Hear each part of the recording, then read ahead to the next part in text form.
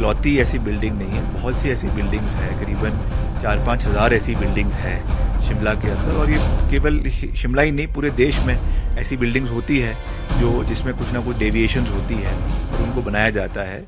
शिमला में एक मस्जिद में अवैध निर्माण को लेकर सरकार क्या एक्शन ले रही है और जिस तरीके से विरोध हुए इसको लॉ एंड ऑर्डर की सिचुएशन को कैसे संभाला जाएगा, इस पर बात करने के लिए मेरे साथ हिमाचल प्रदेश के लोक निर्माण विभाग मंत्री विक्रमादित्य सिंह हैं, उनसे बात करेंगे। विक्रमादित्य जी, ये जो विवाद है इसको आप कैसे देख रहे हैं और सरकार इससे कैसे निपट रही है? हम देख रहे हैं कि बहुत ज्यादा तादाद में लोग आज वहां पहुंचे, विरोध हुआ। निश्चित तौर से देखिए, क्योंकि इसमें लोगों के सेंटिमेंट्स इन्वॉल्व है और ख़ास करके हिंदू धर्म के लोगों के सेंटिमेंट्स इन्वॉल्व है, इसलिए लोग वहाँ पर आए हैं और हम उनका कदर करते हैं।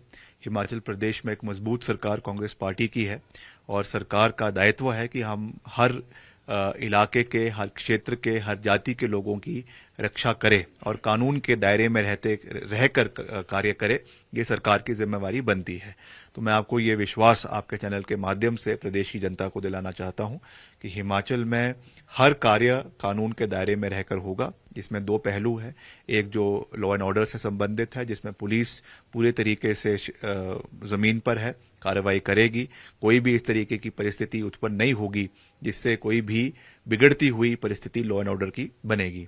और दूसरा जो इसमें एक स्ट्रक्चर का, इलीगल स्ट्रक्चर का, अलेजेड इलीगल स्ट्रक्चर के बारे में कहा जा रहा है, उसका मसला काफ़ी लंबे समय से जो है वो म्यूनिसिपल कमिश्नर के कोर्ट में लंबित है और उसकी हियरिंग अब आने वाले समय में होगी। तो हम उसमें कोशिश करेंगे कि उसको एक्सपेडाइट करवाया जा सके और जल्द से जल्द उसमें जो भी फैसला आता है उसके अनुरूप भविष्य की, उसमें जो सरकार की रणनीति है उस इमारत से संबंधित, उसको आने वाले समय में उस पर काम किया जाएगा। क्योंकि सर आप संबंधित विभाग के मंत्री हैं, तकनीकी जानकारी आपके पास ज्यादा होगी। जिस तरीके से विधानसभा में आपने भी कहा, अनिरुद्ध सिंह जो आपके साथी मंत्री हैं उन्होंने भी कहा कि ये अब 2010 से इसमें अवैध निर्माण चल रहा था, तो फिर अब तक एक्शन क्यों नहीं किया गया इस पर? नहीं, देखिए ऐसा है कि ये केवल एक इकलौती ऐसी बिल्डिंग नहीं है, बहुत सी ऐसी बिल्डिंग्स है, करीबन 4-5 हज़ार ऐसी बिल्डिंग्स है शिमला के अंदर। और ये केवल शिमला ही नहीं, पूरे देश में ऐसी बिल्डिंग्स होती है जो जिसमें कुछ ना कुछ डेविएशंस होती है और उनको बनाया जाता है।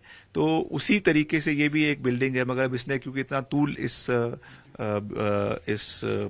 जो है प्रेजेंट कॉन्टेक्स्ट में पकड़ लिया है, उसकी वजह से उसको हम देखेंगे। और कोई, जैसे मैंने कहा, लॉ एंड ऑर्डर की स्थिति ना खराब हो, उसके लिए मुख्यमंत्री जी पूरी मजबूती से जो हमारे डीजीपी है उनसे भी संपर्क में है, जो शिमला के एसपी है वो भी खुद वहां पे तैनात है और कोई भी इस तरीके की स्थिति नहीं बनेगी, ये मैं विश्वास दिलाना चाहता हूं। बाकी जहां तक ये दूसरा मसला है, इसमें जैसे ही कोई निर्णय, क्योंकि मामला सब जुडिस है, उनके जो लर्नेड कमिश्नर है उनके कोर्ट में है, तो जब वहां से फैसला आएगा उसके बाद इस पे जो है सरकार कार्रवाई करेगी। कुछ 48 घंटे का अल्टीमेटम भी कुछ संगठनों ने दिया है, सुनवाई तक ही वो रुके हुए हैं, तो उसके बाद की स्थिति को कैसे देख रहे हैं?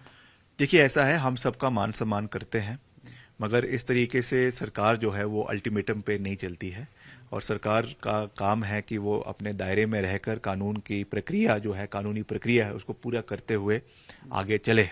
तो हम सबकी भावनाओं की कदर करते हैं। हिमाचल प्रदेश एक देवभूमि है, हिमाचल प्रदेश में देवी देवताओं का वास है और हिमाचल प्रदेश में कांग्रेस पार्टी की सरकार ने ही धर्मांतरण का कानून, रिलीजियस कन्वर्जन बिल जो है वो 2005-6 में इंट्रोड्यूस किया था। आज वो लागू हो गया और उसके बाद और राज्यों ने उसको लागू किया है। तो हम हर तरीके से आगे बढ़ेंगे। मंदिरों का निर्माण करवाना हमारा दायित्व है, जिम्मेवारी है सरकार की, उस पर भी हमने बहुत कड़े कदम पूर्व में उठाए हैं। तो इस दृष्टि से हम निश्चित तौर से आगे बढ़ते रहेंगे और हिमाचल की जो हमारी आबादी है उनके हितों की रक्षा करना भी दायित्व है और उनके रिलीजियस सेंटिमेंट्स भी किसी तरीके से हर्ट ना हो, ये भी हमारा दायित्व है, जिम्मेवारी है और इसको हम पूरी मजबूती से दोनों चीजों को करने का प्रयास करेंगे। आपने हिमाचल की आबादी की बात की, तो आबादी का जो डेमोग्राफिक चेंज है वो देखने को मिलता है और कई मौकों पर मैं देखा कि बाहर के जो लोग आ रहे हैं वहां पर मॉस्क या इस तरह की दरगाहें बनती जाती है। इसको कैसे आप टैकल करेंगे और क्या कुछ मैकेनिज्म सर आगे बनेगा? देखिए, ये तो अब टाइम्स आने वाले समय में ही ये चीज़ स्थिति क्लियर होगी, और इस पे जो मुख्यमंत्री जी है वो सभी जो होम डिपार्टमेंट के लोग हैं उनके साथ बैठ के इस पे चर्चा करेंगे। मगर एक परिस्थिति तो है, और ये ऐसा नहीं है कि आज ही, ये काफ़ी लंबे समय से उत्पन्न है, जिसमें कुछ मुजफ्फरनगर से या और इलाकों से लोग यहाँ पर आ रहे हैं, और उससे थोड़ा सा एक जो है खास करके महिलाओं के अंदर एक थोड़ा इनसिक्योरिटी का माहौल बन रहा है। तो वो चिंता है, वो हमारी भी चिंता है, और उस पर हम जो कार्रवाई करनी है वो करेंगे। कोई आते किसी और नाम से हैं, यहाँ पे जो नाम लिखवाते हैं वो कोई और नाम लिखवाते हैं, तो ये भी एक चिंता का विषय है। तो इन सब चीज़ों को देखना है। हिमाचल देश का ही हिस्सा है, किसी भी इलाके से, किसी भी प्रांत से, किसी भी राज्य से हिमाचल में कोई भी आ सकता है, इसमें कोई रोक नहीं है।